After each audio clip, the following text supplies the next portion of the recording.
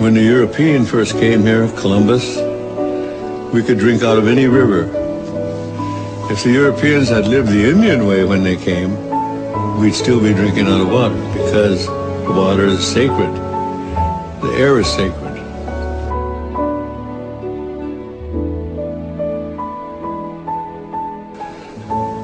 Our DNA is made of the same DNA as the tree. The tree breathes what we exhale. When the tree exhales, we need what the tree exhales. So we have a common destiny with the tree.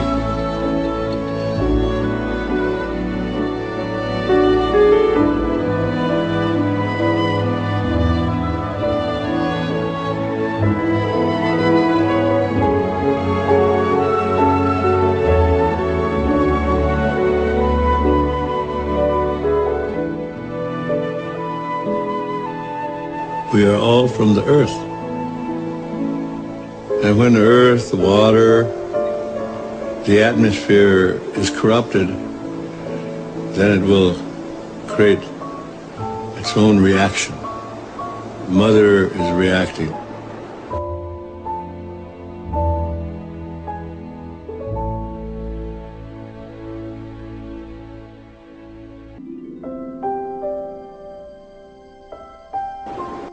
And the world has become, quote, a market. And it's this market that we have to deal with. And it's this idea of boundless and endless resources. And when you say resources, you're talking about our relatives. You're talking about our family. Fish are our family. It's not a resource, it's a family. It requires all the respect.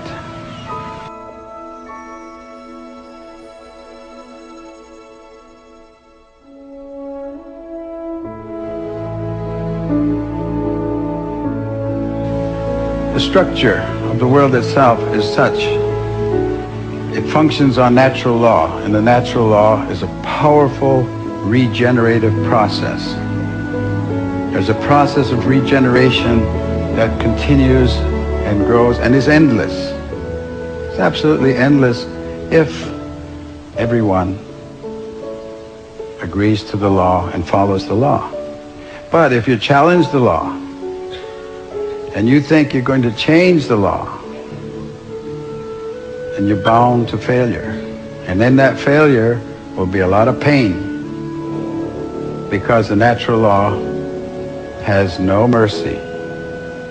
It is only the law. The earth is all-powerful. It wasn't made here for human beings. He said we're part of it.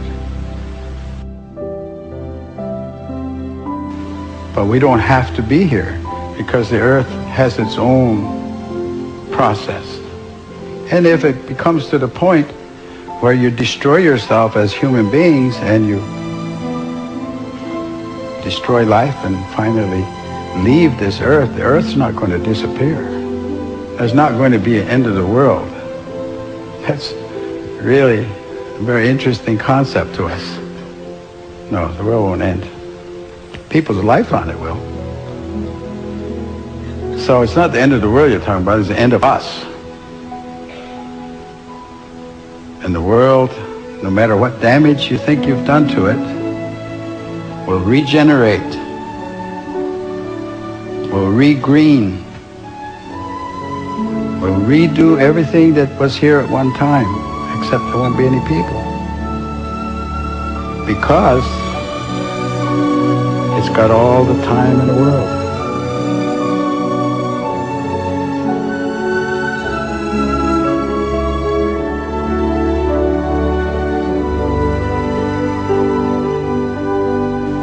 As you're coming down the final stretch, you're racing towards the finish, and there is the stone wall, and you're not pulling your horse. You're not stopping. You're in fact accelerating. That's the way I see the use of what you call resources. You're using them faster than they're reproducing.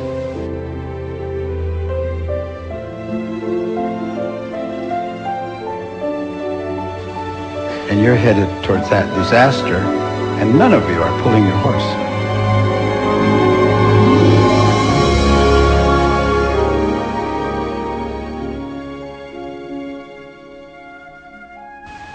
And every day that you don't do what's right is a day that you've lost an option.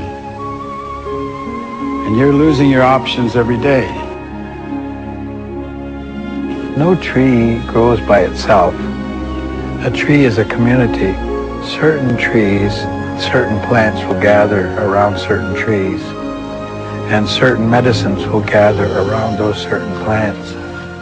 So that if you kill all the trees, if you cut all the trees, then you're destroying the community. You're not just destroying a tree, you're destroying the whole community that surrounds it and thrives on it, and that may be very important medicine for people or for animals. So you've lost a community, and if you clear cut, which is what's happening in America and Canada a great deal these days, and I guess around the world, then you are really a very destructive force. And simply replanting trees is not replanting community. You lost a lot in the process. If you don't understand that, you will.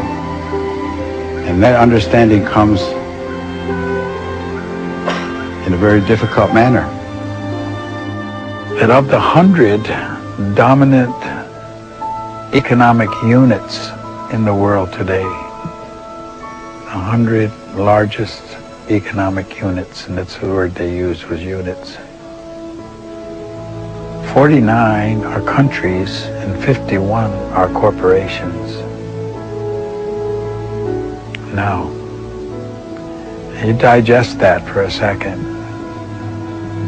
What does that mean? It means that corporations are the driving force of decision-making today. And corporations are not concerned with human rights. They're not concerned with human life. They're not even concerned with a proper wage for the people that are working for them. So what kind of decisions are going to be made on our behalf by this economic power, these corporate states, I call them? Oh, there's going to be hell to pay, as they say, for some of the things that are going on now. So I think that people have to become aware and become awake, and not, and power is always in the people's hands, authority.